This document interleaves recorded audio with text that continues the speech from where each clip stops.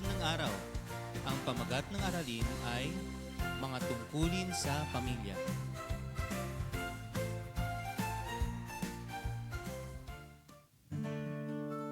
Gawain 1. Magaling ako rito. Ang pamilya ay isang mahalagang unit sa ating lipunan. Ito ang unang paaralan kung saan tayo natututo ng mga aral at halaga na magbubukas ng landas sa ating kinabukasan. Sa pagsusulong ng isang matatag at masayang pamilya, mahalaga na ang bawat kasapi ay may malinaw na kaalaman at pag-unawa sa kanilang mga tungkulin. Ang bawat kasapi ay may gampanin, tulad ng tahanan. Ang bawat bahagi may kahalagahan na kapag wala, tila ang mahalagang estruktura na tagpuan ng unawaan at pagmamahalan ay kulang. Pero may paraan para punan. Tignan ang bawat bahagi ng bahay at isulat sa loob ng palaso kung sino sa mga kasapi ng pamilya ang sinisimbolo nito. Tukuyin din ang mga papel na kanilang ginagampanan at isulat naman sa loob ng kahon. Gawing gabay ang mga sumusunod na kriteriya.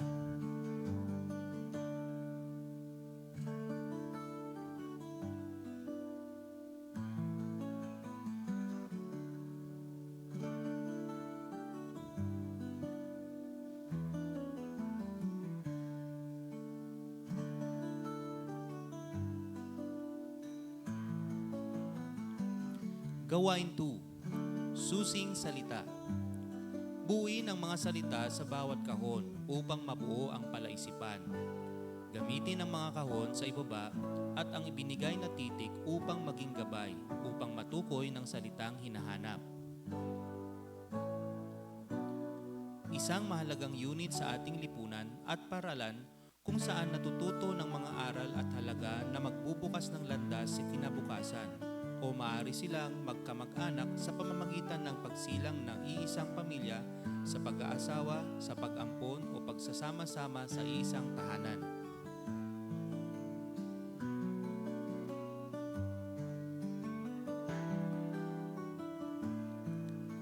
Ideya tungkol sa mga bagay at nagmula sa mga partikular na pagkakataon at pangyayari.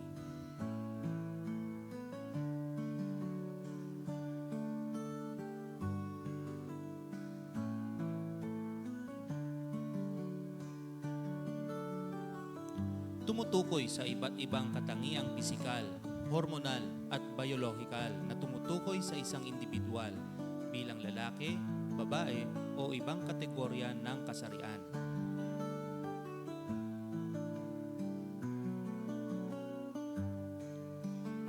Tumutukoy sa proseso ng pagbabago at pag-unlad dala ng paglipas ng panahon.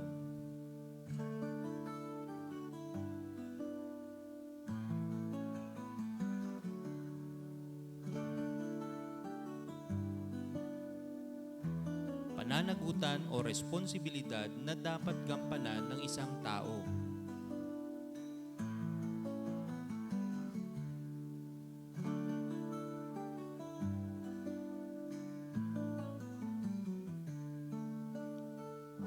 Mga tungkulin ng bawat kasapi ng pamilya at ang kanilang ebolusyon sa paglipas ng panahon.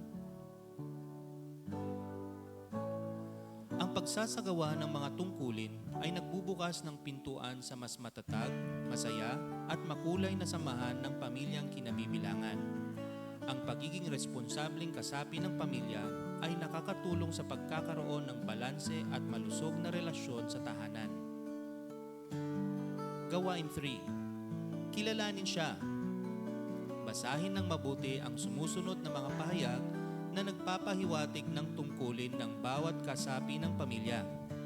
Sa tradisyonal na estruktura ng pamilyang Pilipino, sino ang inaasahang gumawa ng sumusunod? Haligi ng tahanan at lider ng pamilya. Nagdidisiplina sa mga anak. Nagbibigay proteksyon sa pamilya. Nagtatrabaho at nagbibigay ng pinansyal na pangangailangan. Sino siya? Ama. Nag-aalaga sa mga anak. Gumagawa ng gawaing bahay. Nagbabudget. Sino siya? Ina. Tumutulong sa nanay sa gawaing bahay. Nag-aalaga sa mga kapatid. Masinop sa pag-aaral. Sino siya? Ate o anak na babae. Tumutulong sa tatay sa mga mabibigat na gawain. Nag-igib at nagsisibak ng kahoy. Sino siya? Kuya o anak na lalaki. Kakampi ng mga apo. Kahalili ng nanay. Sino siya? Lola. Tagapayo ng mga lalaking apo. Tagabuhat ng mga apo. Halili ng tatay. Sino siya? Lolo.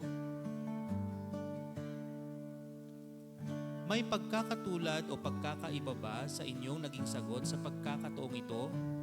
Ipaliwanag ang sagot. Bakit nananatiling magkatulad?